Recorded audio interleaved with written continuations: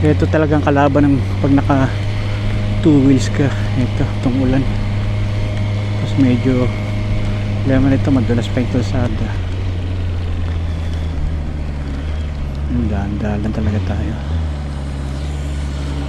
Buti itong suot kong ano, itong riding gear ko ngayon, itong all weather. Balian ko siya waterproof yung jacket ko tsaka yung pants ko tsaka yung sapatos ko, yung riding gear ko waterproof. Kung mamaya itong ulan na to inabot talaga tayo. Kapag ating banteron hindi gaano, pero ay na pa tong ulan kala ko titigil, tumuloy siya. Kaya nasa weather forecast naman talaga nakalagay afternoon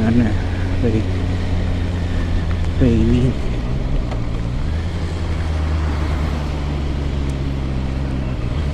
Dito lang talagang kalaban ng naka two wheels ka.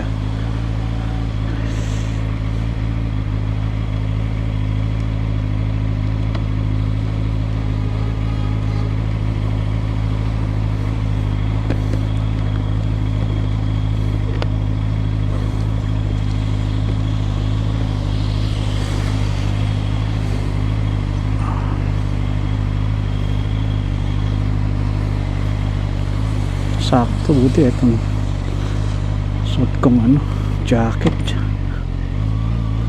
malante siya, waterproof.